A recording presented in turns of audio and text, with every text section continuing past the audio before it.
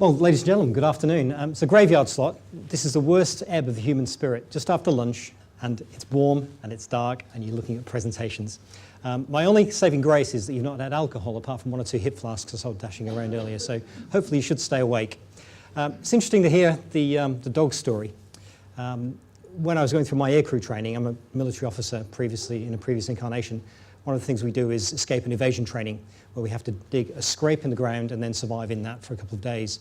And we dug our scrapes, covered it over, perfectly camouflaged, and then we could hear dogs barking in the distance, and we thought, someone's got a recording and they're playing it. And so you started to hear the scurrying around in the bush. And the next thing I knew, I was being dragged out of my hole by my foot by something just like Zeus. So incredibly big, powerful dogs, so I can understand that intimidation. My name is Martin Rhodes, and it's always useful in these presentations to have a bit of a context of who I am and who's talking. My background is military. I'm a Royal Naval officer, or I was, and I spent 20 years as an aviator. During that time, I hunted Russian submarines, but of course they gave up and ended up alongside Parliani Inlet rusting. So I reinvented myself as an engineer. I went into acquisition and communications. I then did a couple of years search and rescue, and anyone that saw my previous talk a couple of years ago, Janet, understood that I use military experiences to teach leadership management skills. So that was a talk on search and rescue. Subsequently, I've left the Royal Navy and I'm now a reservist, and I've spent 5 years as a reservist, and my role in the reserves is CIS, Communications Information Systems. Now there'll be a few acronyms here, but don't worry too much about them. We won't use them to any great deal and to any great depth, but it's just to give you a context of the sort of capacity that you have in your reservists. My role is to look after C4ISR. So that's command and control, computers, communications, intelligence, surveillance and reconnaissance. And that's a web of information and enablers that we use in order to fight our military operations. Having left the regulars and become a reservist, I did a day job as well, and I wasn't quite sure what I wanted to be when I grow up. This is just winter plumage, so I have a certain amount of growing to do. So I became a bit of an independent consultant, looking at business performance improvement, looking at how people perform in teams and individuals and getting the best out of them. So I've been an executive coach, I worked in defence consulting, I worked in business performance improvements in a number of small ventures, and more recently I've joined a company called Atkins Global as one of their transformation specialists, and we're looking at the MOD and transforming them through following the Levine reports. And as you'll appreciate, anyone that's got an eye for security or international security, we're going to have a security and a defence and security review coming up in the next couple of years, just around about the same time as the elections. So it's really important that the MOD is able to respond to that. So that's where I apply my talent at the moment. I call this presentation Butlins with Rifles because I went to Afghanistan a number of years ago now, and 2 years ago. What I found was people didn't really understand what it was like, and the closest I could come to describing it was literally Butlins with rifles, and you'll come to see that in the near future. Now you will have seen Ross Kemp on television in Afghanistan running around the bush with rifles and the guys on the ground. That does go on. That is a part of our operation in Afghanistan and has been for the last 10 years or so. But that's not the day-to-day events for most people out in Afghanistan, particularly in Bastion Camp where I was based. So for the next sort of 15 minutes or so, I'm taking you on a bit of a holiday snap slideshow of Afghanistan and my experience of it. And then from there, I'll draw out some leadership lessons which you can apply in your own businesses and for your own personal leadership as well, because leadership is as much about leading yourself as it is about leading your team. So next slide, please. Mobilisation. A reservist will mobilise once every 5 years if there's a conflict going on. That means they will spend 9 months away doing something which the Navy requires or the military requires them to do. My particular role is CIS, and we have a tied location in Afghanistan, which is the Information Operations, Information Management and Information Exploitation Officer. That's tied to the Royal Navy and the Royal Navy Reserve, and we've been doing that for 10 years. And that's the role I undertook out in Afghanistan. Now, being Royal Navy, we don't have a great deal of experience of land operations. So as a result, there's a significant training overhead. Afghanistan is 1,000 miles away from the sea, so it's not really good for someone that's used to bobbing around on a grey ship. So I needed to understand a whole bunch of new training. So they take you through a training program, which is very comprehensive. My training program really was focused around the military aspects, not the core business, CIS, information management, but it really focused on the large knowledge gap I would have going from a grey ship onto an orange battle space. So I was taught a weapon, a weapon system, how to use it, how to strip it, how to refit it, when it went wrong, how to fix it, how to load it, how to fire it. And we'll come on to the weapon system in a second. I was taught about mine sweeping. If the helicopter or the aircraft went down or was in a vehicle and we had to get out of the vehicle, IEDs, explosive devices, improvised explosive devices are everywhere. So you need to be able to make sure you clear the ground you're walking on to get to a safe location. So I was trained on that. Language. Not many people speak Arabic or Afghani or Pashtun, so we needed a certain understanding of the language so we could understand what was going on around us. We got language training. Patrolling, working as a team, covering ground. Arrest techniques, holding people. Interrogation techniques. And then just self-protection, force protection, because we always need to protect ourselves first. So it's a very comprehensive training set. And then you spend a week in the bush, in the UK, as bush as it can be, practicing these skills, going around in trucks, breaking contact if the enemy engages you, how you break that, how you find safe space, how you lay down suppressive fire so you can then bring in the actual fighters to do the work for you. So very comprehensive training right from the get-go. And then once you finish that, the waiting starts. It's military, so there's always waiting. So we then wait for a medical and dental check. They check your teeth to make sure you're not going to have a problem in theatre, but also they x-ray them because that's clearly how we identify people if something goes bad. Medical, make sure you're fit and healthy to go. Fitness test, then you get equipped. All of your clothing, all of your equipment, including body armour, helmets, and your rifle. You then zero your rifle to make sure you can hit something at range. And then more waiting. You wait for the transport to get you to Bryce Norton, and then you're in hands of the RAF. You fly on a commercial airliner to a place called Minad in the Middle East, and then you sit in a compound. And that's where the RAF teach the Navy how to wait. They really do know how to keep people waiting. And then eventually, one of these turns up. This is a C-17. Around about the same size as a 747. Those that have been overseas on a large body aircraft, this is exactly it. You can fit 2 badminton courts in the back of there. Not when I was there. It was crammed with people and equipment and a palletised toilet set that they throw on there. So you can imagine all of this crammed in for 7.5 hours flying into Afghanistan. Now, it's not like a commercial airliner. No mods cons, really hard seats. So 7.5 hours, you're feeling a little bit stressed and strained and very tired. And we come in at night. And we come in at night because it's a very big target. No one wants to be shot down in the sky. And this gives a lot of noise, and it's a really big visual footprint. So we fly in at night. And of course, anything at height can be taken out by a surface-to-air missile. A surface-to-air missile, when it's launched, takes a certain amount of time to acquire. So if it's at height, an aircraft, you're in the air a long time, so this missile can acquire you. So we fly low level. You're still susceptible to small arms fire, rifles, pistols, but it's a smaller opportunity, window of opportunity to shoot. And of course, a bullet coming through is far less effective in terms of damage than a missile. So you're flying one of these at about 4 o'clock in the morning, pitch black with all the lights off, flying low level, swooping through the mountains, over the villages, and then you land on to a pitch black runway, and you grab your bags, the doors open, then you run from the aircraft, which is still a big target, into the terminal building. So that's you in Afghanistan. As the door comes down, you've been in an air-conditioned environment. 40 degrees of heat hits you like a brick, and the smell is indescribable.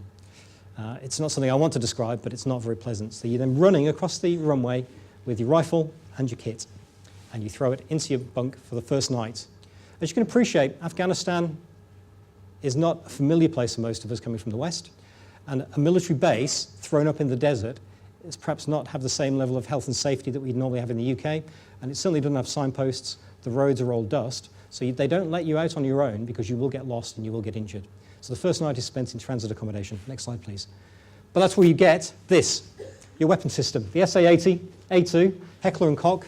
It's accurate out to 300 metres as an individual weapon, as a section out to 600 metres, and this particular one has an optics set on the top called a SUSAT. It's designed to give you a 3-to-1 magnification, very effective weapon. NATO standard armoury, and it's held by everyone in the military that goes out to Afghanistan, 0 to you. This never leaves you. The insider threat is very serious in Afghanistan, particularly in Bastion and any of the large camps. We were fortunate that we never had an insider attack in Bastion, however, it was a constant threat. So this goes with you to the bed, to the gym. It's outside your shower in the bathroom. It's outside your cubicle in the toilet. It goes everywhere with you. You're never away more than a hand's reach away from it. I was fortunate I had this and a pistol, so I could put this in a rack and still had a firearm with me. But it never leaves your sight. Same with your body armour. Your body armour is never further away than you can reach it and put it on, because indirect fires, missiles and rockets coming in was a very real danger. Next slide, please. Then you get to go to bed. This is my accommodation for 6 months. Quite austere. It's a large outer tent, which is air-conditioned and heated to a degree in a style. It's Afghanistan, so your air conditioners aren't going to work well at 40-degree heat in the dust, and they don't heat very well either. So this is a little pod with a click-click bed and a duvet and a pillow. So that was day 1, and it was also day 185. So that was my home.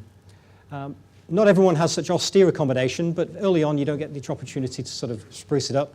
But the girls seem to have an amazing ability to nest. Next slide, please. This was a colleague of mine. As you can see, significantly different. You can still see the weapon system, body armour and helmet close by. Beautiful duvet. You can see underneath some running shoes, power board, slippers I think you'll find just down here. So yeah, as you can see, you can make austere conditions comfortable, more comfortable than they were. And that's an interesting learning point. No matter where you go, people will always try and build an environment they're comfortable with and they're familiar with. This doesn't look like an Afghan tent. This looks like a teenager's bedroom, doesn't it? No, it's too neat and tidy for that. But you can appreciate, people try and create an environment around them that is familiar. So if you are bringing on new employees, always remember they will try and create a space, a workspace or a working environment that they're familiar with, which may clash with your culture. So just be aware of that. You need to bring people in and acclimatise them to that environment. So, 180 odd days in an accommodation like that. Next slide, please, Janet. That's my first day at work. This is GIFSIS, Joint Force Command Information Systems Headquarters. That's me in the centre, and my team around me. It's remarkably similar to an office you'd get in the UK. And that was the amazing thing for me. It wasn't that significantly different from what I would have done in a UK headquarters. Computers all over the place, and as I mentioned, information is critical to what we do. So managing that information was very much about my job.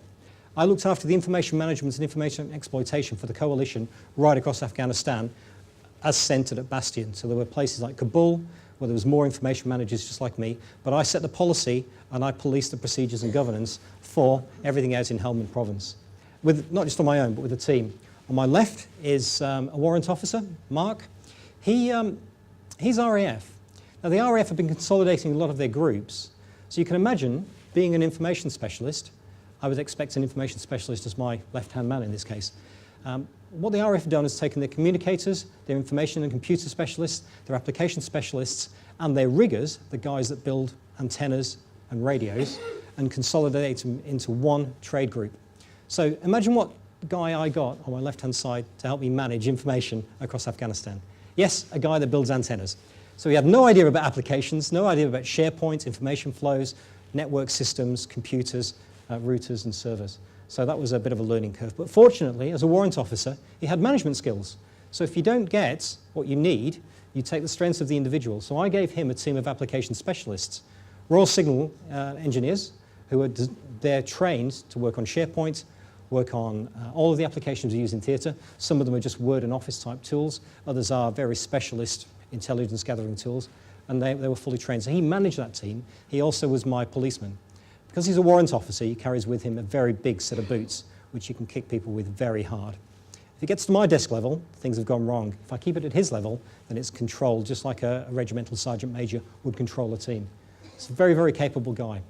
Behind me is my information assurance specialist. He was a policeman, a Royal Military policeman, with a specialism in cyber security, which is perfect for me.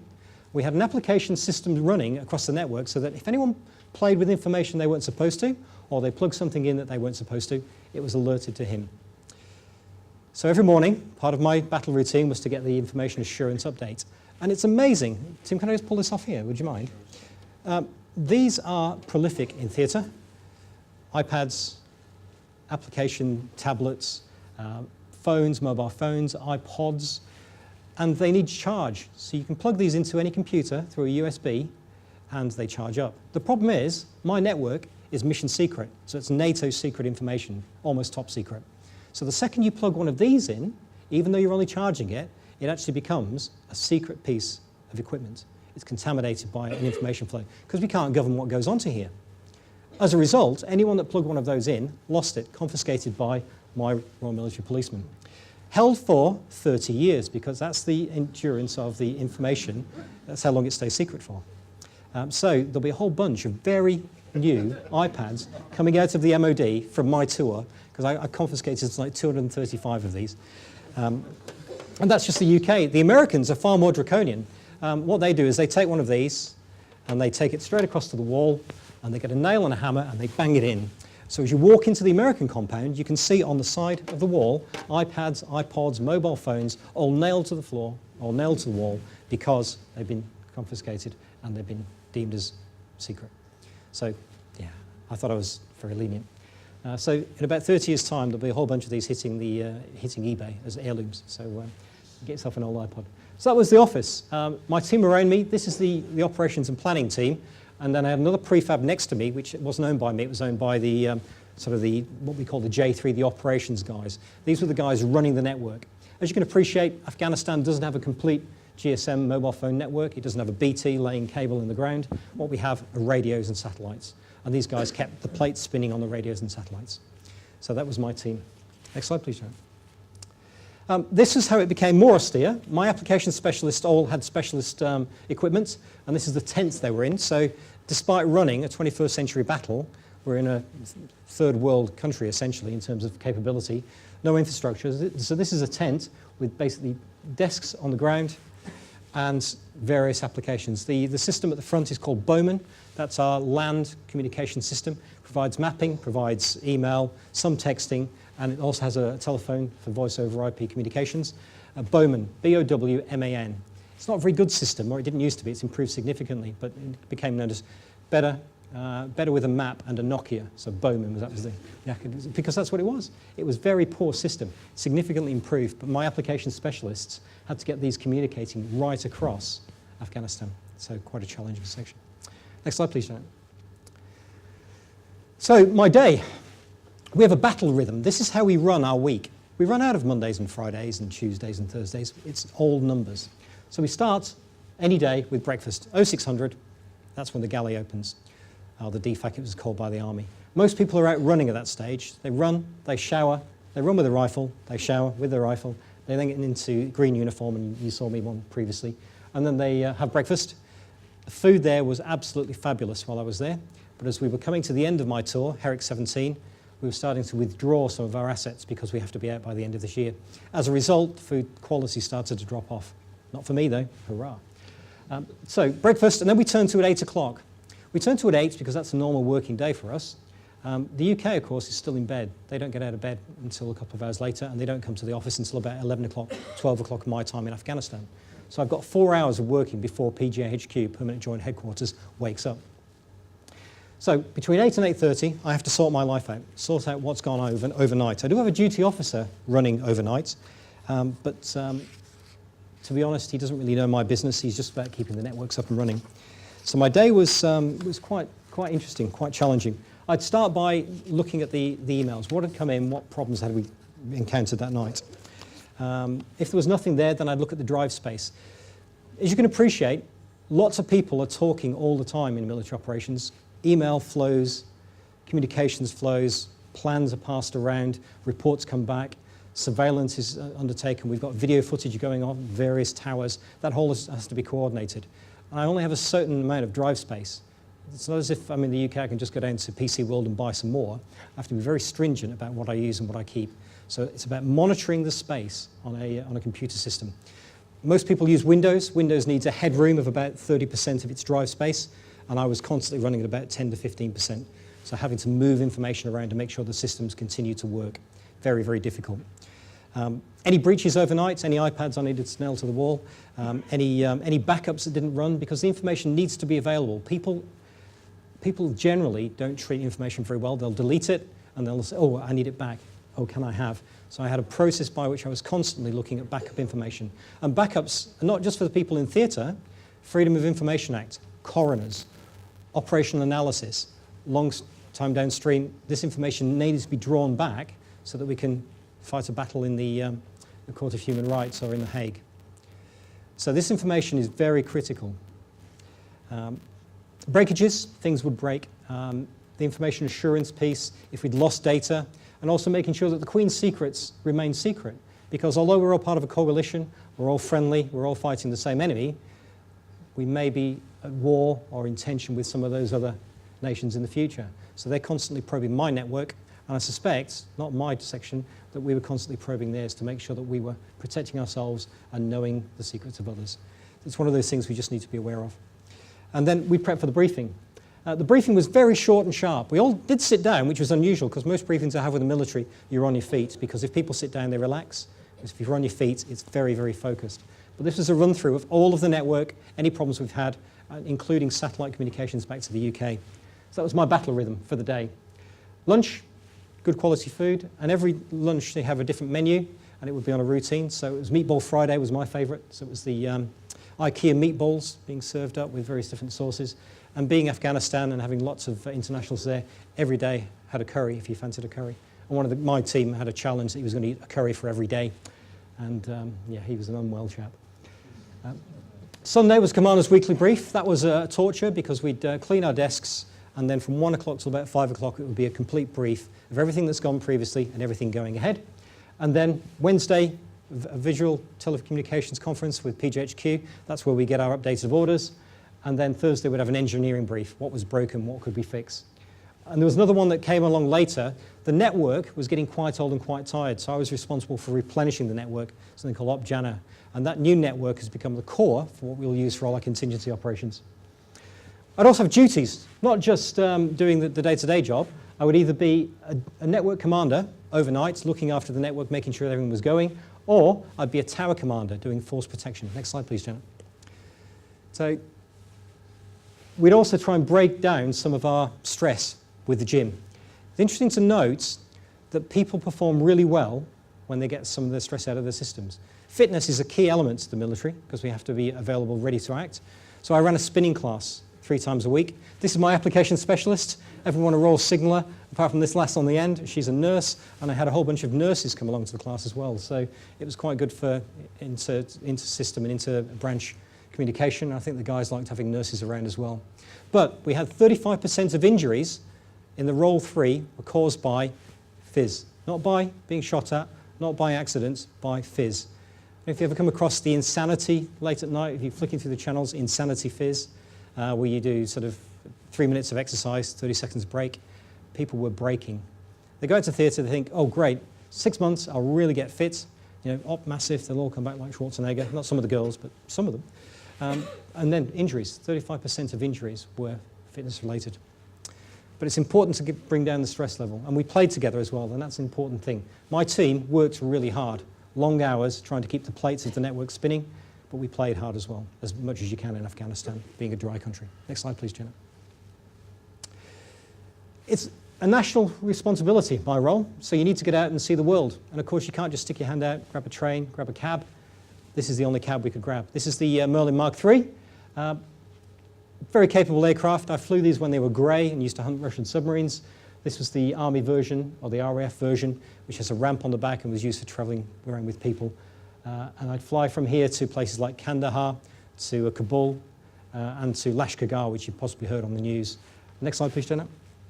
Great aircraft, but of course, it's got to be shot at because it's slow-moving, low-flying, so we need to be able to protect ourselves. So there was always a cabin gunner at the front, and on the Chinook, you'd have one front and one back, with in this case, a GPMG, which we're all trained on as well. 7.62mm rounds, and it will, you know, it's nasty, scratch you and everything, those things. So we do look after ourselves when we're flying around, but this is the most risky part of driving around or flying around in Afghanistan, unless you're in Kabul, in which case it was going around by vehicle. Next slide, please, Shannon. What I did notice, though, was absolute fabulous contrast. As you can see, you've got a beautiful little blue building. They're very house-proud, the Afghans. They like their compounds, and they like their space. But this is what you have to deal with. You know, we have to patrol this space. Dusty, noisy, dirty, smelly, no water, animals, feral animals all over the place. So we had to patrol this on a regular basis. And I had to make sure people communicating this environment. But a beautiful place to look at. When you're at heights and you get some context and perspective on it, absolutely gorgeous. But this is what we trained for. Next slide, please, Jenna. And this is a training slide. You can tell the difference here with the weapon. It's got a blank firing attachment on the front, the yellow piece, that stops any sort of debris and stuff coming out, but also forces gas to make the weapon cock properly. And it doesn't have an optic. But this is how we train. This is my training team in Cyprus this year, actually. As you can see, it's a very similar environment we train in. So we're not suddenly shocked by what we see. We train as we mean to fight. Next slide, please, Janet. And this is me in a tower as a tower commander. Team of 4, including myself, 2 on, 2 off, 2 hours working, 2 hours sleeping, managing the fence line. About 4 weeks before I arrived, we had the Battle of Bastion, where some insurgents had got some American clothing off the internet, breached the fence, and then were running around shooting our guys. And it took us 8 hours to try and find them because they were running around in our kit, which they got off eBay. So, yeah, as you can imagine, it's a bit of a challenge for us. So quite stark, but beautiful, very clean and surprisingly, not much rubbish around. You'll see 1 or 2 bits and pieces, but we brought that. Next slide, please, Janet. And of an evening, can be really quite beautiful. Nice lagoon there, a little bit more on that in a second, but you can see quite a picturesque sort of landscape, beautiful sunsets, absolutely beautiful. And then so little light pollution, you could see every star. Next slide, please. Unfortunately, that lagoon is that lagoon. 10,000 people at Bastion, they all need the bathroom. That creates a lot of water and a lot of waste. That's where it goes. And my tower was overlooking that, so I only did it for 3 months. It wasn't every night. It was every couple of weeks you'd spend a night on there. So as you can imagine, being downwind from that was not the most appealing. But apparently I read an article that it's good for your immune system. So, and interestingly, that drains downhill to a village, and they're using it for their fertiliser. And they're having some really good crops down there. So the locals love us. And monitoring pattern of life is another source of information which we have to capture, because guy drives to work, drives home. Guy drives to work, drives home. Guy drives to work, stays there. We know something's different. So we monitor that pattern of life to see if he's digging in bombs for the next day. Next slide, please, Jan. Tonight's a full moon, and it's nostalgic really, because every full moon we had the full moon 5K. One of the local groups that does combat search and rescue, the Pedros, would fly an aircraft not dissimilar to the Merlin. It's a Seahawk or Black Hawk, and they would have a combat medical technician on board. He would fly out to a battle space, and he would rescue the guy no matter what, get him into the back of the aircraft, do the emergency medical on him, and fly back. And they had a lot of fallen heroes, not the guys that they were picking up, but the guys leaping out of the back of the helicopters. They were on ropes and stuff, but they weren't just suicidal and throwing themselves out. But they did get a lot of injuries and lost a lot of comrades. So they had a charity, and this funded the charity. And it was a 5K around their compound. And it was like a rave, it was fabulous. People not under the influence of alcohol or any other substance, having a really good time, music, fires going, just running for a charity. Phenomenal. Next slide, please, Tom. Christmas was an interesting challenge. We could get sort of trees sent out. Very austere. We managed to get an extra half an hour in bed, which was beautiful, a little bit of a lie-in. But as you can see, ubiquitous body armour and helmet there as well. And we did have a sort of secret Santa, which you buy presents for people that you know and like. Or, next slide please, know and dislike. This was the Chief of Staff. No one likes a Chief of Staff. He's the nasty bugger in the room. And this guy was particularly difficult to get on with. He had a certain way of doing things, and he wasn't at all flexible. Very much a micromanager. And it's an interesting thing to note psychologically. If you're under stress and you feel like things are out of control, you will control those things you can, and it tends to be your staff. So this guy had a real problem controlling his staff, and he was on them all the time. So as a result, we decorated his desk, and he was most grumpy. In fact, his desk, he always loved his drawers closed. It's a little thing, isn't it? The little things that people get. Drawers had to be closed. So we rigged his drawer so it couldn't possibly be closed. We actually drilled a hole, put a screw in so that dink, dink, drove him mad. Result. Next slide, please. We did have once a month a barbecue. It said work hard, play hard. The food was fabulous, and they would provide us with steaks, so we'd burn a few steaks. It's a blurry photograph because, well, I was probably moving at the time, but it's not very bright. Those lights stand out very much because they're a contrast, but the whole base was very subdued lighting, makes it less easy to target. And talking about targeting, we did have some what we call indirect fires, rockets coming in, and it's amazing how desensitized you become to that. They were fired from 16 kilometers away, and what they'd done, the Taliban had set up a wall. They built a wall, beautiful wall, with rails stacked up at 45 degrees. They put rockets in there and just covered them over, and then a guy walked along with a car battery and just went ignite, ignite, ignite, and these things just fired off. No real guidance, but they were just coming in from 16 kilometers, and then they'd sort of fall in a sort of staggered heap. A couple hit the airfield, a couple of tents were hit, but no one was injured, and then the rest were just scattered across dust. So it's amazing how desensitized you become to that. And of course, firearms are going off all the time, people are on the ranges, people are practicing, and then anything coming in needs to be taken out in flight. So if we've got a radar scan of a missile coming in, then we'd have our own rockets to intercept. And of course, there'll be our own indirect fires, our own artillery will be firing out at the enemy as well. So the number of bangs all of the time, it's amazing. It's like trains coming past your bedroom. So often you don't hear them, you sleep right through. Next slide, please, Janet. We do have time off. This is my nurses, my girls. They would be in my spinning class. And this is the NAFI. Talked about creating a world you recognise to make you feel comfortable. So milkshakes, pizzas, sunscreen, very important. All of the home comforts. Well, you saw the girls' bunk space, lights, slippers. So everything you normally need just to keep yourself comfortable. Magazines, cans of Coke. We create a world that we feel comfortable in, despite where we are. And you can see weapon systems all over the place, never out of arm's reach. Next slide, please. Retail therapy. There are business opportunities everywhere, trust me. This was one of the many sort of local shops. This was Bastion 2 where we were based, and there were 3 or 4 of these. Everyone was your best friend, everyone would give you the best deal. It's amazing what you can get in there. A lot of it, obviously, knockoff stuff, and very cheap, wouldn't last for very long. But it's something that makes you feel like you're home, you're shopping. You had to buy gifts for people at home and you could ship those out. You'd also have to make sure that you had a secret Santa. Ukuleles were very popular, actually. Lots of ukuleles in there, strangely. Chess sets, carved chess sets, a lot of Chinese stuff would come in and be sold there. There was some good stuff, good quality stuff. If you got to know the locals, there were some good gemstones being dealt around, completely legally, but because where they are, close to India, a lot of gemstones would come to us quite cheaply. You could sell them back on the UK market for a profit. A number of people did that. Carpets, Persian carpets, phenomenal, absolutely phenomenal, and you could just ship them back. So there were some advantages for being out there. I'm executive coach. 4 of the guys I worked with were all thinking about going outside and looking for other opportunities. So I had 4 coaching opportunities there. Each one has now gone out into a successful career. So if I've been able to charge for it, bonus. Unfortunately, no. But there are business opportunities everywhere, no matter where you go. Next slide, please, Janet. And this is me towards the end of my tour. The coffee table there is a reel for optical fibre.